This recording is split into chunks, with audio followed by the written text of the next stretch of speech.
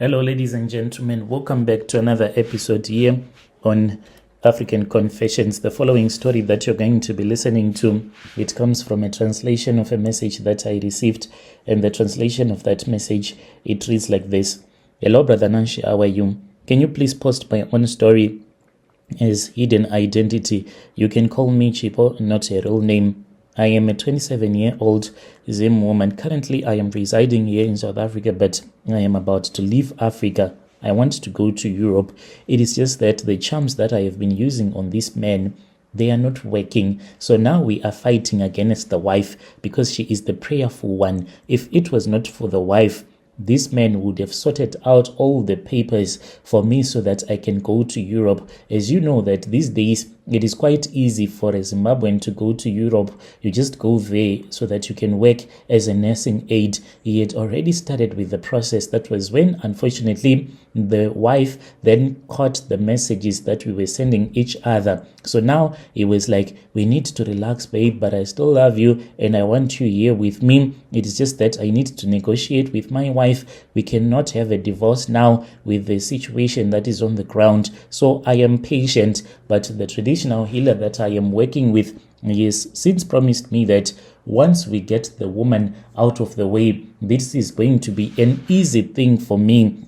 This is going to be really like easy, and I am not going to have any problems once the woman is out of the way. So I started being a slay queen because like most of my cousins, like they would go out and we will be clubbing. We usually would go out of the bathroom window, then we would go to the clubs and party until maybe 3 a.m. The men that we will be with at the club, they will drive us back home silently. We will climb back indoors and our parents will not even notice that we were at a party throughout the night. That is how I became a slay queen, chasing after men that really had money. I got impregnated, I really do not know how many times, by different men, and there was no reason I saw for me to keep the pregnancies, because if you get impregnated at a party, why would you want to keep that pregnancy? Does it make any sense at all? No, it does not make sense, because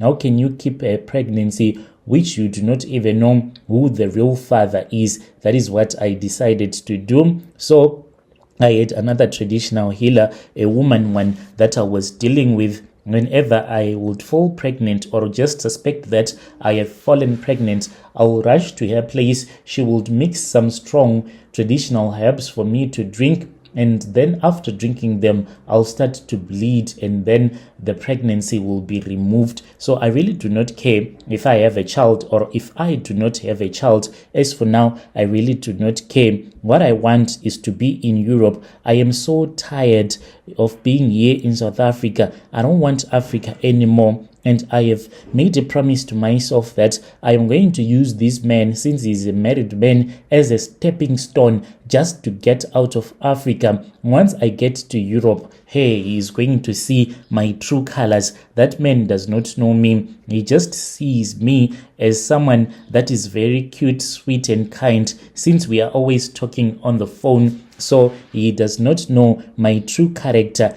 but I am someone who is chasing after the next man, and I use the previous man to get the next man. Like when I was still in Zim, indeed I was dating guys that had money. That was when I came to South Africa with a man who was on a vacation. That one, I showed him flames. He brought me to South Africa, applied for a passport for me and everything. I came to South Africa not by bus, no, by aeroplane.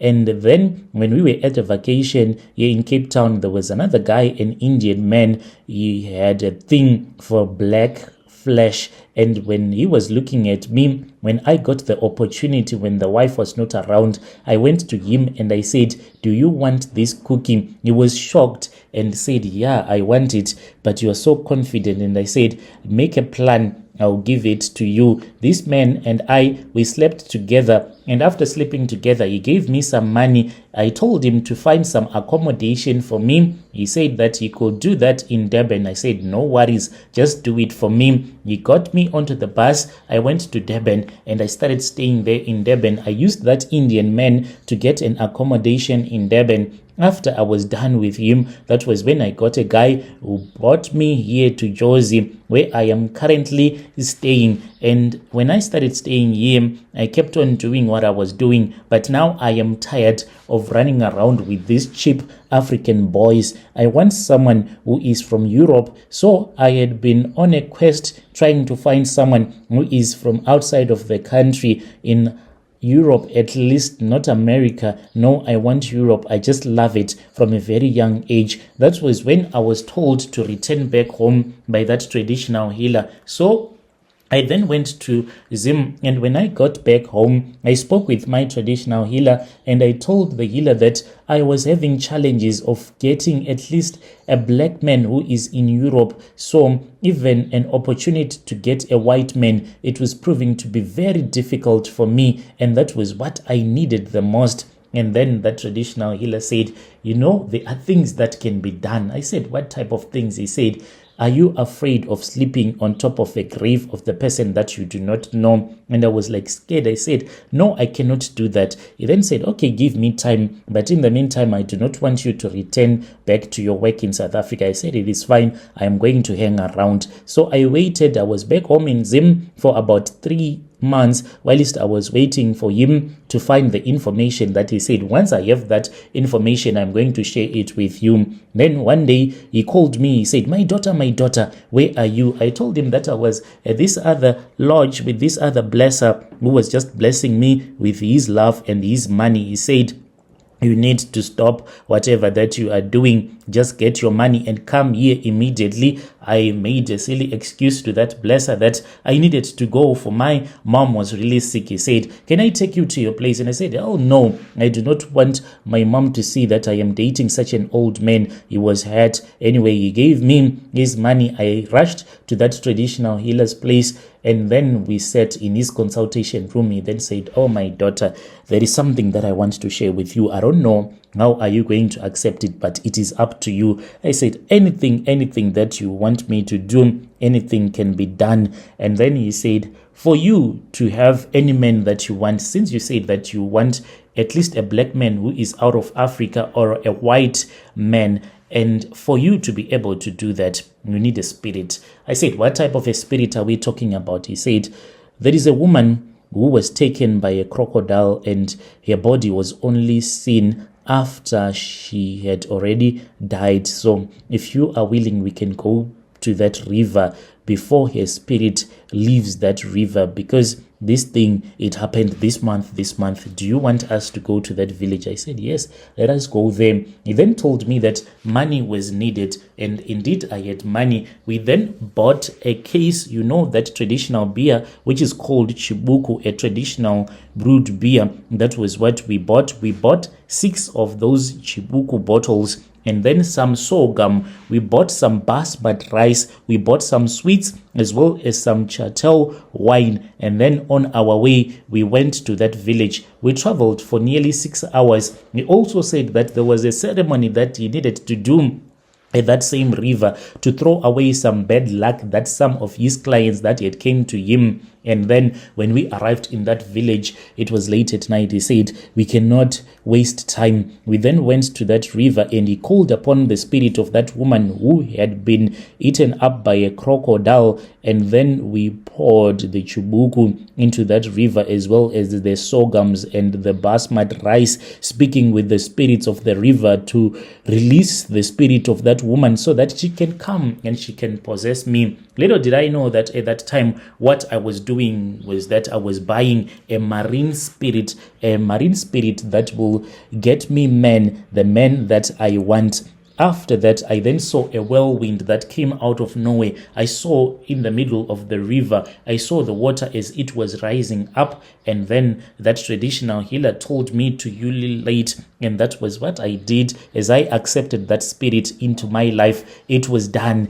And he said, when we go to the car, do not look backwards, just keep on walking without turning back. We walked to the car, but I was feeling this certain type of an energy for at that moment I was possessed. We returned back to his house. I stayed there for a couple of days whilst he was cleansing me. I was not even allowed to go outside. I was inside this other small room. I was urinating. I was doing poop inside of that room. For those days that I stayed there, I was not even allowed to sit outside. It was dark, that room, and scary. At night, I would hear voices, whispers of women that were telling me that they were going to use their spiritual beauty to make me to be beautiful, such that if a man sets his eyes upon me, that man would want to be with me. They were going to give me beauty even down there, such that if a man were to sleep with me, you would be constantly thinking about me and nothing else. That was what happened in that moment. I then returned back to South Africa. Whilst I was on Facebook, that was when a man sent me a friend request. Immediately I had a voice to accept, and I accepted that friend request, and then we started talking with that man. He is the man that I am dating. The only challenge that I am facing is that I have an altar that I have underneath this small desk that I have in my room. As I was instructed by my traditional healer, I bought a small desk underneath it. That is where the altar is that I dedicate to this marine spirit, so that it can bring men that have money to me, men that are in Europe. But this woman, whenever she prays, I'll start to hear that altar shaking, and then it will crumble to the ground. She has broken my altar several times. Now we are doing rituals so that this woman can fall and stop praying, and then when she stops praying, we will attack her and then we will kill her. Is there any other way that I can quicken this ritual? For it is taking forever.